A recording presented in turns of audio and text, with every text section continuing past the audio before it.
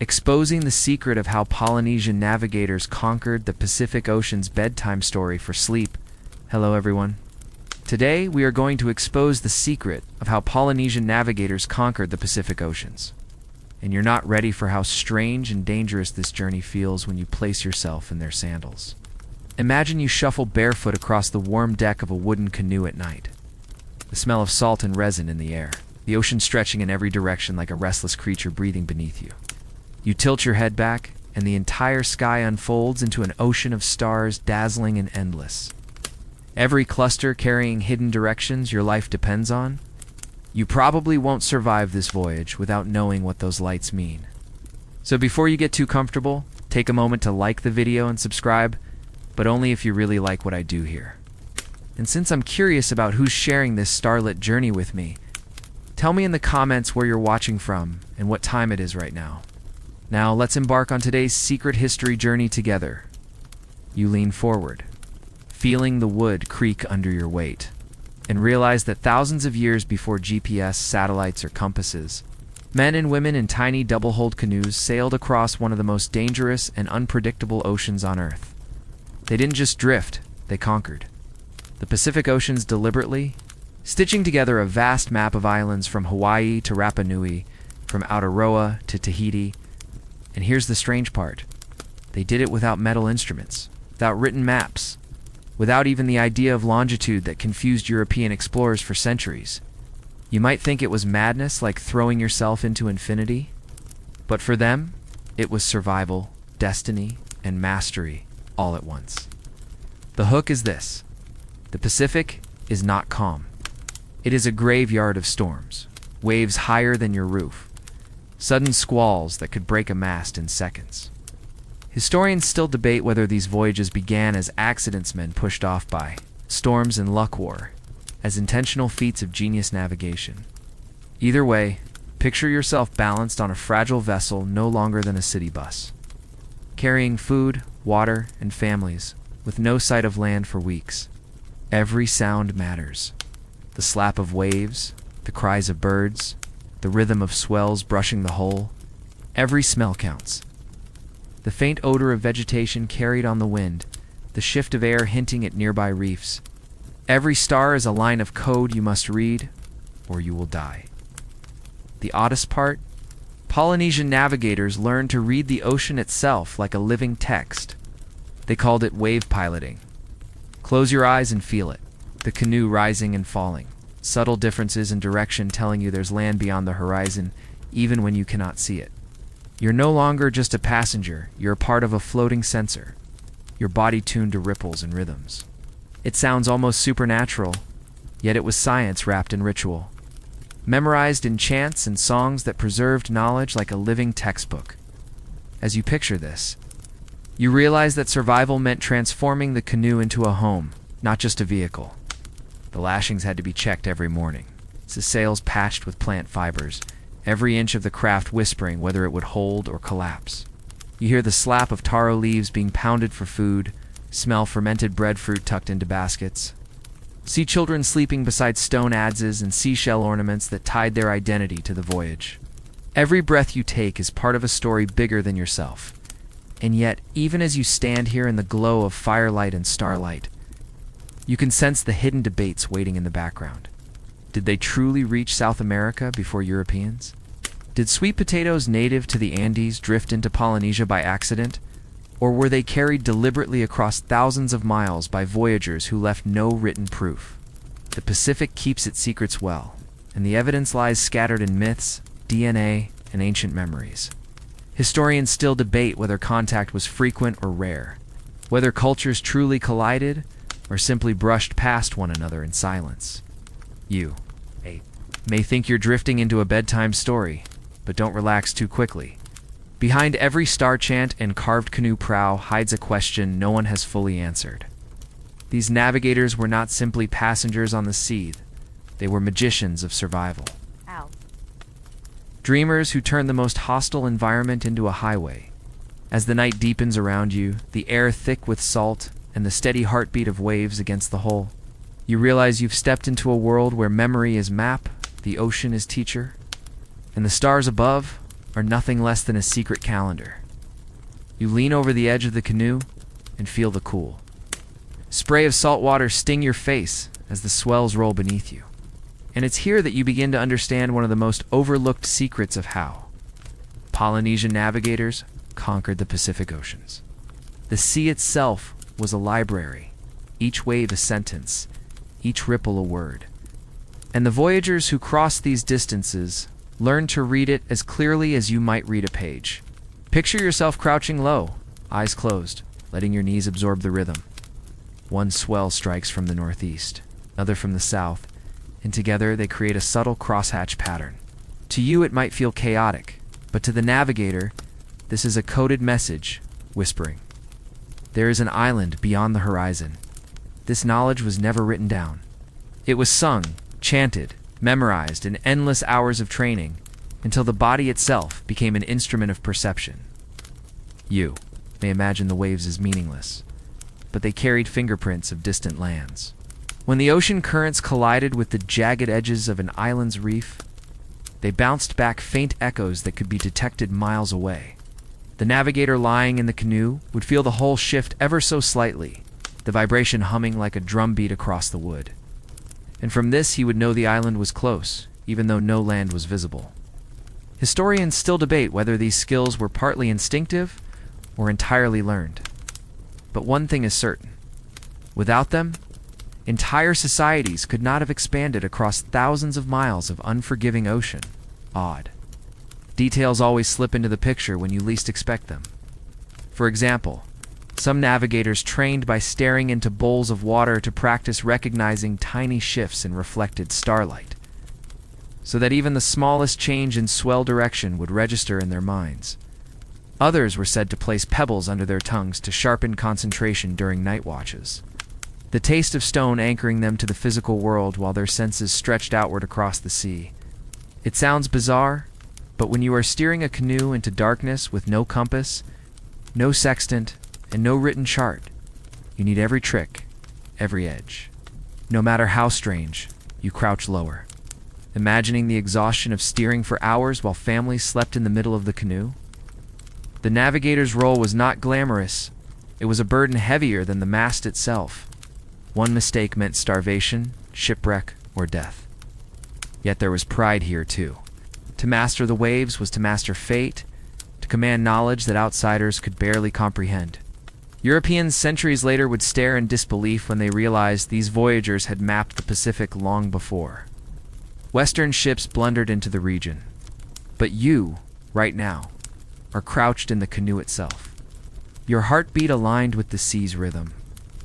And you begin to realize that conquering the Pacific was not about dominating nature. It was about listening, surrendering, and decoding its whispers. The Polynesian navigator held a mental atlas far more detailed than parchment maps could ever capture. You imagine a chant where every line describes a wave pattern, a star rising, a bird call, a shift in wind. Recited over and over, these chants turn the navigator's mind into a living GPS, storing not just directions but entire ecosystems. That is why the canoe could travel from Hawaii to Tahiti, from Samoa to Aotearoa, with astonishing precision. Without instruments, they still found their way. And if you think about it too long, you realize the stars were only half the story. The sea itself was the other half. An endless book that only the patient could read. There's a mystery still hanging over this skill, because historians still debate whether the exact method survived unchanged for thousands of years, or whether they evolved drastically from island to island. Some argue that voyagers intentionally sailed against prevailing winds, a move that looks suicidal but actually proved mastery of return voyages. Others claim the art was partly spiritual, guided by visions, rituals, and prayers to ocean deities who revealed hidden clues in waves. You may laugh at the thought of praying to waves, but out here on the deck, with no horizon but blue and no witness but the stars, you begin to feel the same desperation and wonder that might make you whisper a prayer too. The oddest truth of all is that this knowledge was both fragile and indestructible. Fragile, because it depended on memory one elder dying could erase a generation of skill. Indestructible, because as long as the ocean remained, anyone willing to listen could begin to learn again. That is why you sit now, rocking gently, the canoe creaking under your weight. Your senses straining to absorb what the sea is trying to tell you. The Pacific is no longer just water. It is a living text, and every wave is daring you to read its secret lines. You wake to the sound of wings brushing the air, faint but steady, and realize that another layer of how Polynesian navigators conquered the Pacific Oceans lies above your head, not below your feet. Imagine standing on the canoe at dawn, the sky painted in pink and silver, when a frigate bird circles lazily overhead. To most people, it is just another bird. To you, it is a compass. These birds cannot sleep on the sea, so if you see one far from land, you know that dry ground lies within its invisible flight path.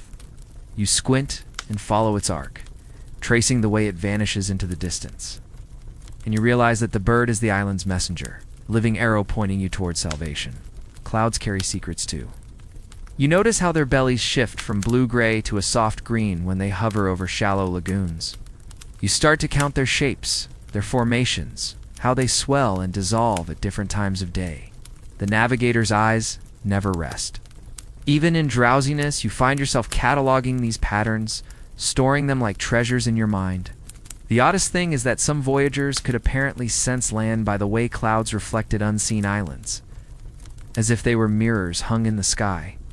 Historians still debate whether this was exaggeration or a genuine optical skill, but it is whispered in chants and repeated in stories, and for the sailors who lived by it. The difference between myth and science was irrelevant. Survival made it true. Your ears strain now, listening to the cries of terns and noddies, their voices shifting as they flew outward in the morning to hunt and back toward land in the evening. By following them, navigators sketched invisible highways across the air.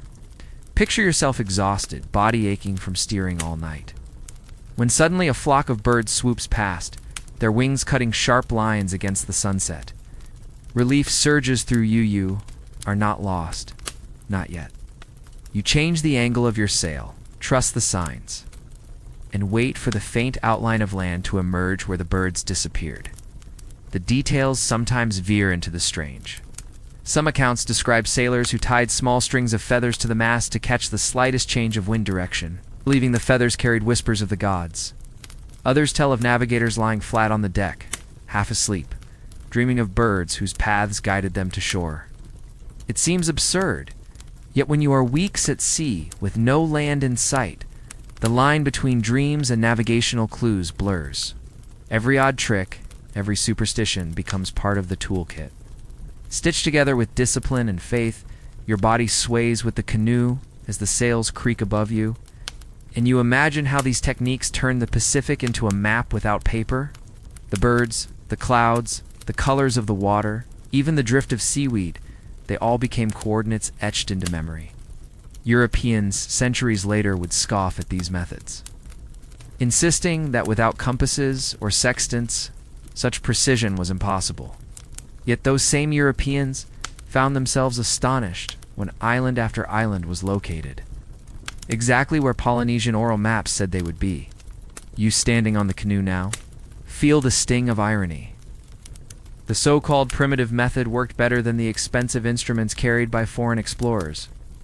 Historians still debate whether long-distance voyages were common or rare, whether sailors truly set out with certainty or gambled on luck. Some suggest that initial migrations were accidental, that storms blew canoes into unknown waters and only a few lucky survivors found new homes. Others argue passionately that these were deliberate, strategic journeys guided by expert knowledge of birds and skies. As you lean into the wind and watch a petrel skim the waves, you find yourself siding with the latter because nothing about what you see feels accidental. It feels purposeful, rehearsed, art sharpened over generations until it became second nature. You glance down at your reflection in the shifting blue water, and the ocean blurs into sky, the sky into water, until you cannot tell where one ends and the other begins. This is the secret of how Polynesian navigators conquered the Pacific Oceans. They stitched sea and sky together, turned clouds and creatures into instruments, made nature itself their map. You stand there, tired yet exhilarated, realizing that every cry, every wing beat, every drifting feather is a thread tying you to the promise of land. It is not just navigation. It is communion, a dialogue with the elements that outsiders never truly understood. And as night falls once more, with the birds gone to roost and the clouds dissolving into stars, you sense that the next clue, the next hidden pattern, waits to be read in the darkness. Your hands brush against the rough lashings that hold the canoe's twin hulls together, and in that moment you feel the heartbeat of an entire civilization pulsing through wood, fiber, and sail. This is no ordinary craft. It is a floating village, a lifeline across endless blue. The vessel that explains how Polynesian navigators conquered the Pacific Oceans. You lean close, inhaling the smell of salt-soaked timber mixed with coconut fiber rope. And you realize that these canoes were not just vehicles but sacred homes, designed to withstand storms that could snap a European ship in half. Each curve of the hull, each knot in the lashings, carried centuries of trial and error, perfected until even the smallest detail mattered. Imagine crouching at the bow, the wind whipping your face, the triangular sails straining against the horizon. The canoe slices through waves like a blade. But what astonishes you is not just speed, it is balance. Two hulls tethered side by side transform fragility into strength, giving the crew stability against towering swells. You picture entire families huddled beneath woven shelters, children chasing one another across planks while elders chant directions to the navigator, the whole community carried forward into the unknown. It is here, among laughter, chores, and whispered prayers, that courage is not an abstract word, but a daily necessity. Odd details slip into view when you least expect them. Some voyagers painted their sails with bold geometric symbols meant to please the gods of wind, while others carved prows shaped like birds or sharks to frighten away evil spirits lurking beneath the waves. A few oral traditions describe navigators sleeping with one ear pressed against the hull so they could sense changes in wave patterns even while dreaming. These stories sound unbelievable. Yet when you are weeks from land, every scrap of imagination becomes a tool for survival. Historians still debate whether these rituals were superstition or encoded science, but either way, the canoes carried them safely across thousands of miles. You sit back and picture the logistical genius it took to make these journeys possible. Food was stored in woven baskets lined with leaves, water collected in gourds and carefully rationed. Live pigs and chickens carried as walking supplies of meat. Fires burned low in clay hearths built on raised platforms, their smoke drifting into the salty night. Even crops came along for the ride cuttings of taro, breadfruit. It's bananas ensuring that new islands would be seeded with life as soon as voyagers arrived. In other words, the canoe was not just a ship. It was an ark. A portable world designed to transplant culture across an ocean as wide as imagination itself. The danger never vanished. One broken mast, one leak in the hull, one storm too violent, and the entire community could vanish into the sea. And yet you sense the calm confidence of these sailors. Their trust in the lashings, the sails, the star chants that kept them moving. Europeans arriving centuries later could hardly believe it, insisting that savages could not possibly achieve such feats. But you are standing here. The creak of the canoe beneath your feet, the salt on your lips, and you know the truth. This was engineering brilliance hidden in plain sight, a mastery disguised as simplicity. Historians still debate whether the double-hulled canoe design spread outward from a single invention or emerged independently on scattered islands. Some suggest it was adapted from fishing craft, scaled up into ocean voyagers only when necessity demanded. Others argue it was part of a deliberate plan of expansion, strategy that allowed people to leapfrog from one island to another until the Pacific became a network rather than a barrier. As you grip the edge of the deck, watching the sails swell against the wind, you realize the debate itself misses the point. The evidence floats right here under your hands. Proof that survival and vision combined to make the impossible possible. The secret is not simply that the canoe carried people across oceans. It carried memory, ritual, and destiny. Every lash of rope whispered a lineage, every carved prow a prayer, every sail a declaration that no horizon was too far. You sit quietly now, rocked by the rhythm of the holes, imagining the children asleep beside jars of fermented breadfruit, the navigator humming a star chant under his breath, the women braiding mats that would line their new homes on unseen islands. This is how Polynesian navigators conquered the Pacific Oceans, by turning fragile wood into unbreakable community, by making the vessel itself a living story.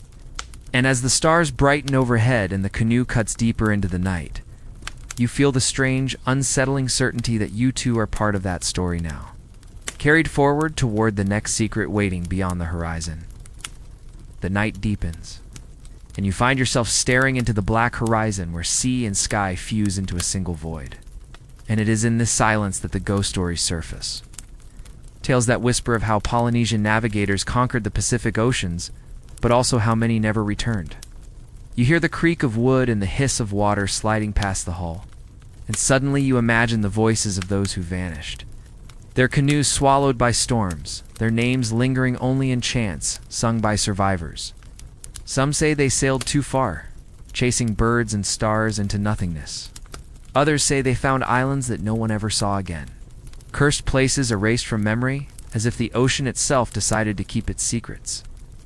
Legends tell of phantom canoes gliding across the waves at night, visible only in moonlight, their crews silent and staring.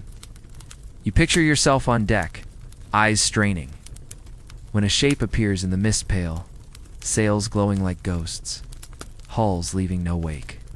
The elders would warn, do not follow them, for they lead only to drowning.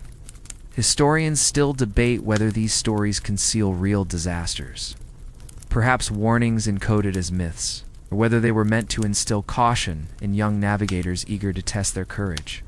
Either way, the sense of danger is sharp, and you can feel your heartbeat quicken as you imagine the thin line.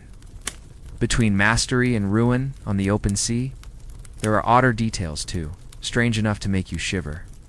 Some tales claim navigators carried small carved idols that whispered guidance in dreams, telling them when to turn or when to hold steady. Others describe islands that appeared at dawn and vanished by dusk, illusions of light and cloud that lured sailors into endless detours. You lean over the edge, staring into the black water, and wonder what tricks your own eyes might play after weeks without land. Hunger gnawing at your ribs, sleep blurring your senses. Was that a bird above you, or just a shadow of your exhaustion?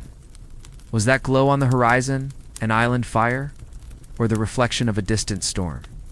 The risk of being lost forever was not rare. Oral histories across Polynesia contain stories of voyagers who departed with families, food and animals, never to be seen again. Entire clans disappeared into the waves, and their memory was honored with chants of mourning. You realize now that the triumph of reaching Hawaii, Rapa Nui, or Aotearoa, was not inevitable, but built on countless failures, tragedies erased by time, but lingering in legend. The ocean gives, but it also takes. And to conquer it meant accepting that loss was part of the bargain.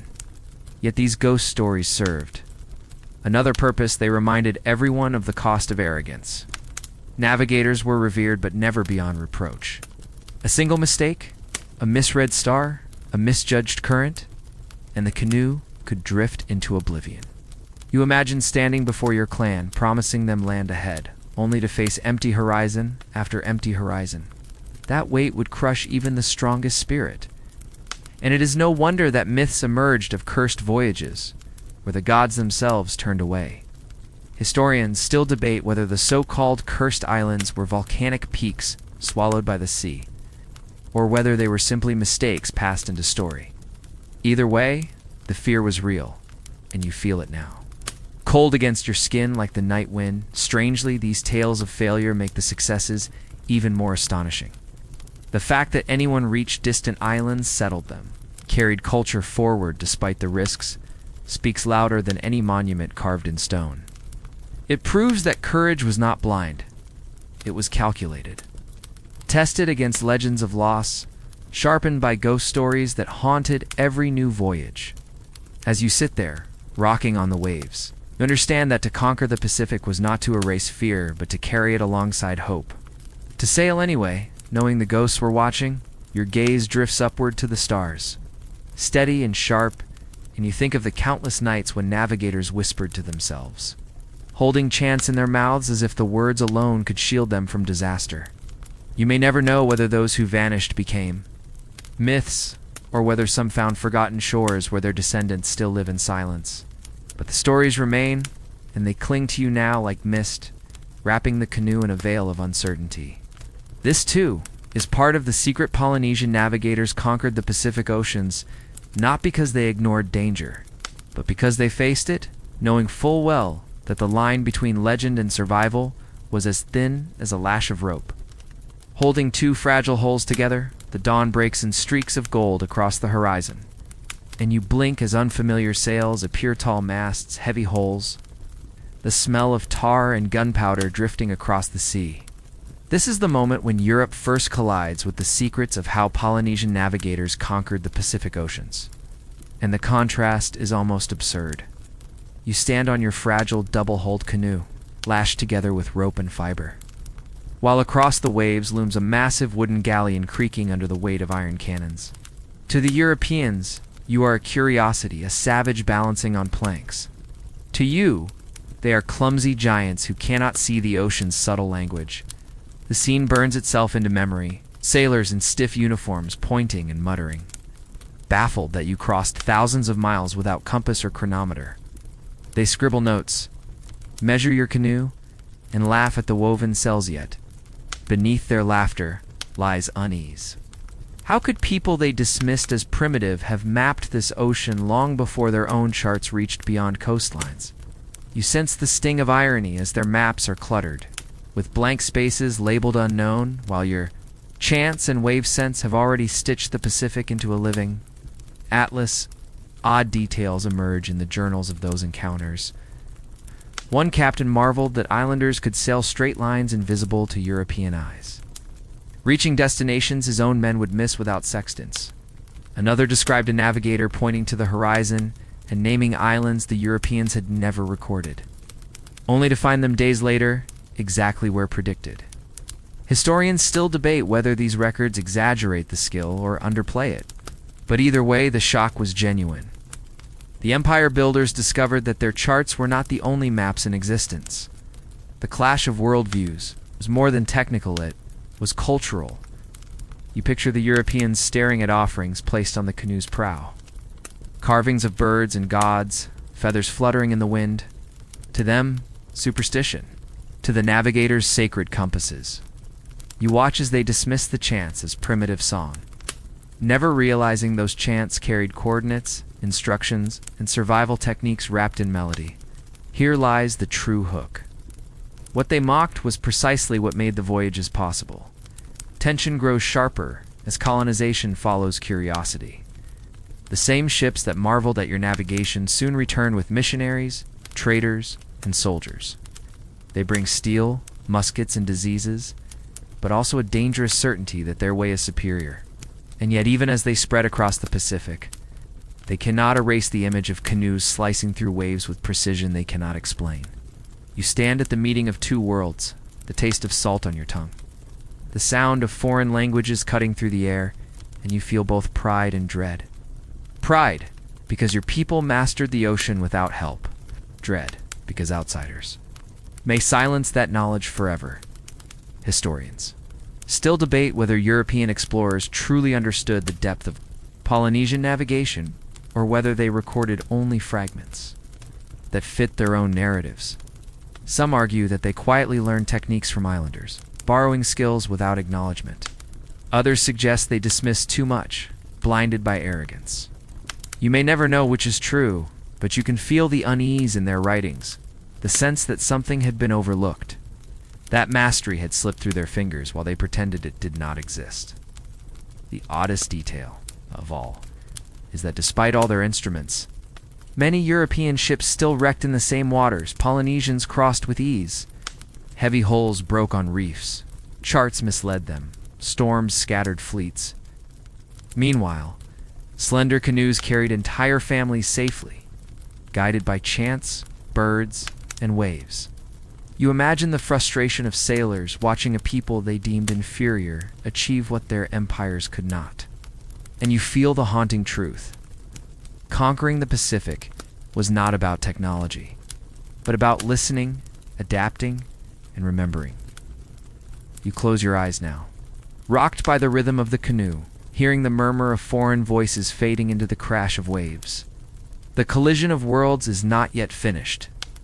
There will be loss, silence, and near extinction of knowledge. But in this moment of first contact, the hook lies sharp. Two civilizations staring at one another across the water, one weighed down with cannons and charts, the other armed with memory and stars. And you, perched between them, cannot shake the question: which of you truly conquered the Pacific Oceans? The firelight flickers low on the beach as you sit beside the last of the old masters. Men whose memories hold the fragile remnants of how Polynesian navigators conquered the Pacific Oceans.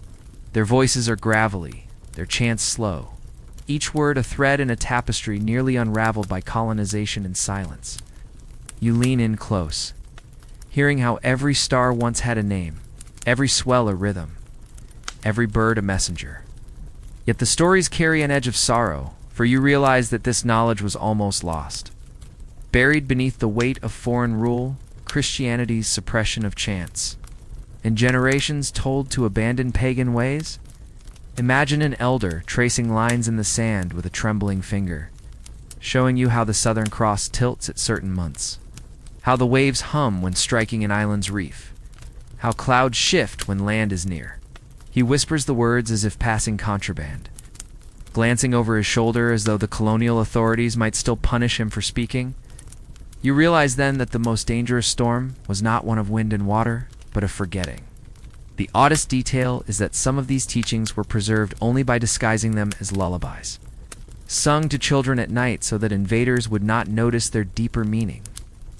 Historians still debate whether this loss was inevitable or whether more could have been saved.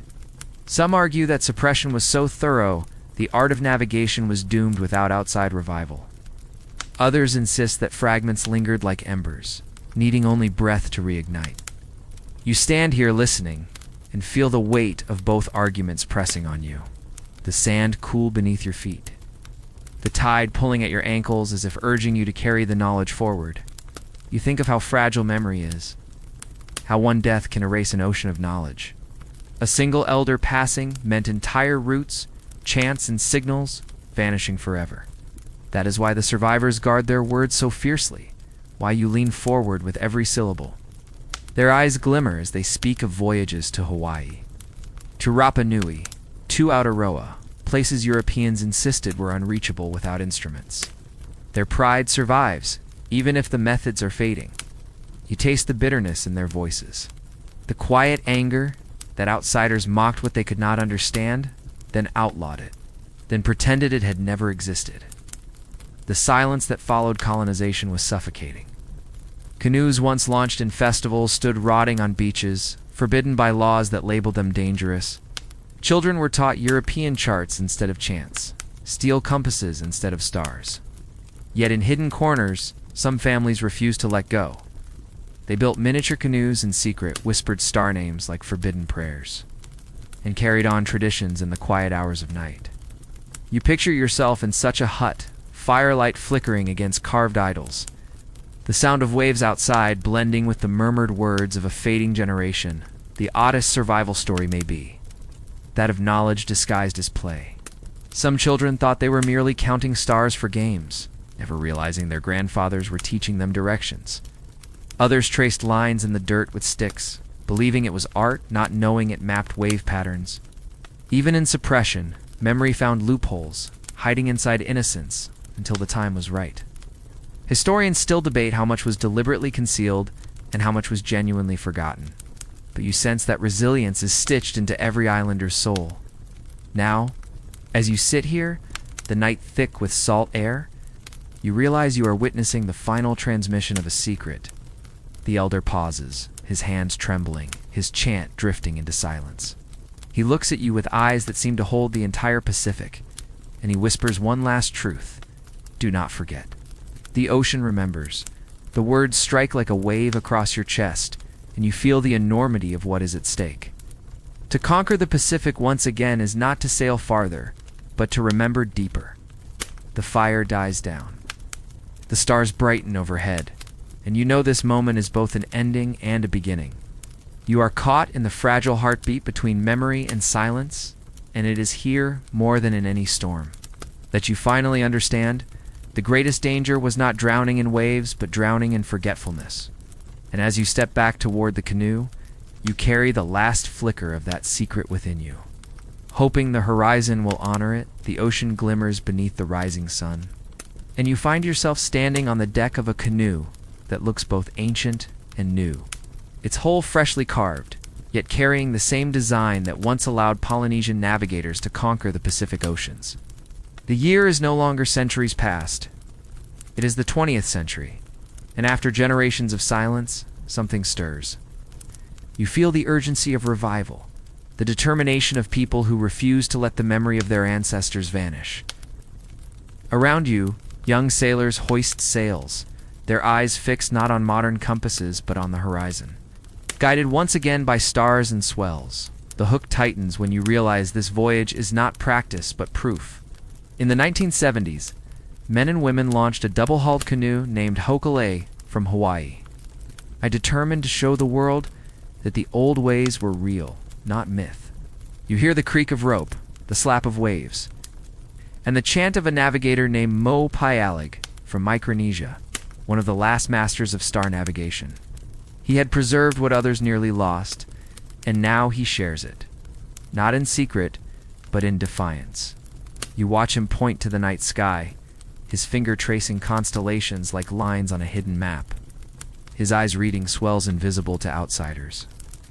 Historians still debate whether the revival voyages were pure reconstructions or continuations of traditions that never fully died. But in this moment you see that the argument doesn't matter. The canoe moves, the island fades, and the Pacific once again becomes a living classroom. The sailors do not bring GPS or engines. They bring memory, courage, and trust in the old chants. You feel the tension of risk. If they fail, critics will say the ancestors could never have succeeded. If they triumph, the proof is undeniable. Odd details make the voyage even more haunting. The crew shave their heads in ritual before departure, some sleeping on deck to feel the swells in their dreams, others tying feathers to the mast to catch subtle winds. Food was stored as in ancient time starro, dried fish, coconut sand. You imagine the taste of salt and smoke clinging to every bite. They sang as they worked, the rhythm of their voices fusing with the ocean's heartbeat. And when doubt struck, they repeated Mo's words, "The stars never lie." Days stretched into weeks, yet the canoe did not falter. You picture the sailors standing on deck at dawn, their eyes bloodshot but burning with determination, the ocean roaring around them. At night, stars rose and set in familiar arcs, and Mo whispered names that guided them across hundreds of miles. Slowly, impossibly, an island appeared on the horizon exactly where the old ways predicted. You feel the surge of triumph in your chest, the proof unfolding in real time. This is how Polynesian navigators conquered the Pacific Oceans, and the skill was no legend dot. The news spread like wildfire. Across the Pacific, people wept, cheered, and remembered. Children who had been told their ancestors were primitive now saw their heritage proved brilliant on the open sea. The canoe became a symbol, a floating declaration that memory could outlive suppression. You stand among the crowd on shore, watching as the vessel returns, chants rising in the air, and you sense history bending back toward pride instead of silence. Historians still debate the extent of what was truly revived, arguing over which details are authentic and which are modern approximations. But the debate feels small against the sight of a canoe slicing through water without compass, reaching its destination with precision. What matters is not perfection, but proof the revival voyages demonstrated what had always been possible, silencing centuries of doubt. You understand then that revival is not merely academic. It is emotional, spiritual, communal. It binds the present to the past with a rope as strong as the lashings that hold the hulls together. The oddest and most powerful truth is that these voyages never ended. After Haku'e came others, new canoes built across Polynesia, each one sailing further, reconnecting islands scattered by colonization.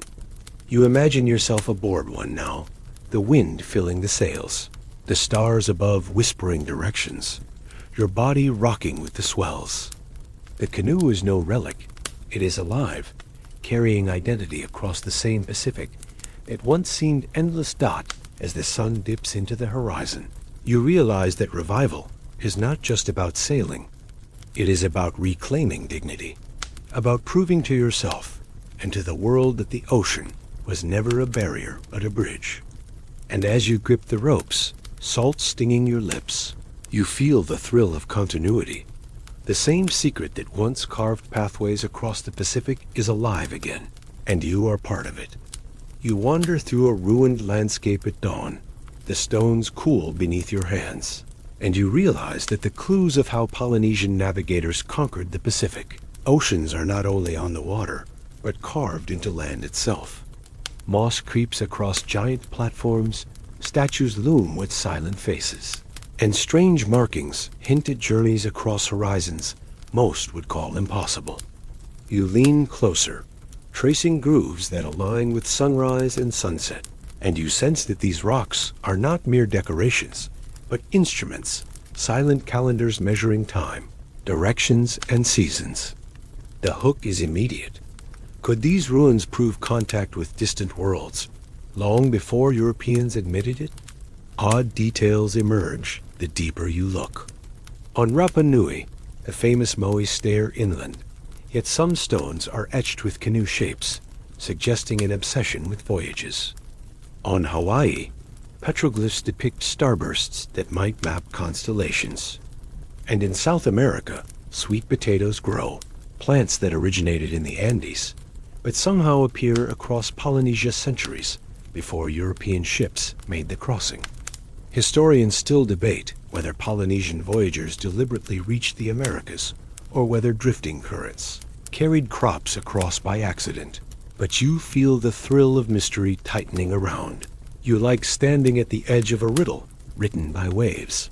You picture yourself standing beside a stone platform as an elder whispers the tale of a canoe that sailed east until it found new lands with mountains higher than clouds.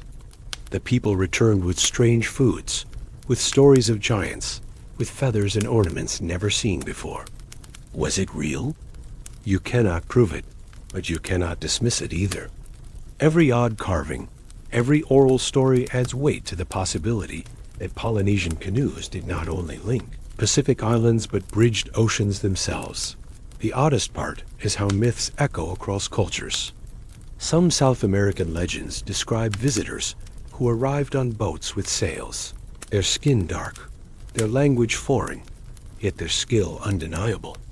At the same time, Polynesian chants recall islands beyond the setting sun where new crops were found. Historians still debate whether these are coincidences, shared archetypes, or fragments of actual encounters. You stand in the ruins, the wind hissing through stone cracks, and you cannot shake the sense that voices from both sides of the ocean are whispering the same story. Even the sea itself carries clues. DNA studies of plants and animals suggest exchanges across vast distances. Chickens possibly reaching the Americas, sweet potatoes appearing across Polynesia. You taste the strangeness in your mouth, the idea that a root on your dinner plate could be evidence of forgotten voyages. You imagine the sailors who carried them, cradling slips of plants wrapped in leaves, believing they would feed their descendants on new islands. These humble crops might be the most powerful proof of all. The debate becomes more than academic. It becomes emotional. If Polynesian navigators reached the Americas centuries before Columbus, then the very story of global contact changes. You stand in the ruins, listening to the silence, and feel the weight of suppressed histories. For too long, outsiders dismissed Polynesians as accidental drifters, but the stones and crops argue otherwise. They suggest intention, mastery, and reach beyond what was once admitted. You look at the carvings again, the lines worn but still visible, and they feel like instructions waiting to be read. Perhaps they point to islands now lost beneath rising seas, or to voyages no one dares to retrace. The hook is sharp. What else lies hidden, waiting to be uncovered? The oddest carvings depict birds flying in patterns that mirror constellations, as though sky and earth were stitched together in one code. You run your fingers over them, and it is like touching the memory of sailors who refuse to separate myth from science. Historians still debate whether the ruins across Polynesia were astronomical observatories, ceremonial centers, or both. But as you stand beneath the fading light, shadows stretching across carved lines, you feel certain that navigation was never just practical, it was sacred. To sail was to weave heaven and earth, to link ancestors and descendants, to carve meaning into stone so future generations would remember. The ocean roars in the distance, waves striking cliffs, and you realize that these ruins are not silent. They are still guiding you. They remind you that the secret of how Polynesian navigators conquered the Pacific Oceans is etched everywhere, in crops, in myths, in stones, in the very stars that rise above your head. And as you turn back toward the canoe waiting at the shore, you feel the pull of unfinished riddles urging you onward, promising that the next horizon will not only hold land, but truths buried too long beneath waves and time. The canoe rocks gently under your feet as the night stretches endlessly around you, and the stars gleam so brightly they feel close enough to touch. You realize this is the final secret of how Polynesian navigators conquered the Pacific Oceans, not only by mastering birds, waves, clouds, and canoes, but by carrying all of it inside themselves. Turning knowledge into memory, and memory into survival. You tilt your head back, watching the constellations blaze in silence, and imagine the navigator beside you whispering their names in a chant that has crossed centuries. Each star is not just a point of light, but a direction, a promise, a lifeline leading you forward. The hook strikes deeper when you picture yourself as the navigator. No instruments, no maps, no voices but the wind. You crouch low, feeling swells bump against the hull, and you notice how one wave pushes slightly harder, how another fades, how the canoe tilts differently when facing east versus west. You let your senses stretch outward until the ocean itself feels like an extension of your body. This is the art that turned isolation into connection, that allowed tiny specks of land to be found across the largest ocean on Earth. Odd details add color to this vision. Some navigators trained by staring at the horizon until stars blurred into double images, strengthening their eyes to detect the faintest shifts. Others carried talismans shaped like birds or turtles, believing they held luck, though perhaps their real value was to focus the mind in moments of fear. You run your fingers over such a charm now, its surface smooth from generations of hands, and you feel the weight of continuity, an unbroken line of voyagers whispering, "Do not stop." Historians still debate whether memory alone could carry knowledge reliably across centuries, or whether parts were inevitably reinvented each time. Yet here you stand, sensing that the distinction hardly matters. What matters is that the canoe is moving, the stars are guiding, and you are still afloat. Survival is proof enough. You imagine the countless times a navigator might have doubted clouds covering the sky, storms bending the sea into chaos, still trusted the chance, the swells, the unseen signs. And every time land rose from the horizon, the art was reborn. You let yourself drift into a softer vision. The canoe is quiet now, the crew asleep, only the navigator awake with the ocean's whispers. You taste the salt on your lips, smell the faint smoke from a dying cooking fire, hear the slap of waves against wood. You close your eyes and picture islands waiting ahead, green cliffs, waterfalls, beaches glowing under dawn. You know they are out there because every sign says so. And because faith itself has become a tool as sharp as any instrument, the truth becomes clear. Conquering the Pacific was never about domination, but about partnership. The navigators did not fight the sea, they listened to it. They did not impose order on the sky, they memorized its language. And in doing so, they turned the most dangerous expanse on Earth into a highway connecting cultures. Foods, songs, and memories. You feel that lesson pulsing in the canoe beneath you. The real power lies not in forcing nature to yield, but in learning how to hear its secrets. As you look once more at the horizon, stars wheeling overhead, you realize that this story is not only about the past. The ocean still waits, vast and unbroken, and its secrets remain for anyone willing to listen. The chants, the swells, the birds, the clouds, they are all still here, whispering to those who choose to notice. Perhaps one day you will climb into a canoe yourself, trusting not technology but the same fragile yet unshakable methods that once carried entire societies across impossible distances. For now, the canoe rocks gently, the night stretches like a blanket, and you breathe in the rhythm of waves. The journey may end, but the memory does not. You carry it with you, a secret horizon always waiting. A reminder that your own life too can be navigated if you learn to listen carefully enough. This is how Polynesian navigators conquered the Pacific Oceans, and how you might conquer your own seas of uncertainty. End of script. Wishing you much joy and health.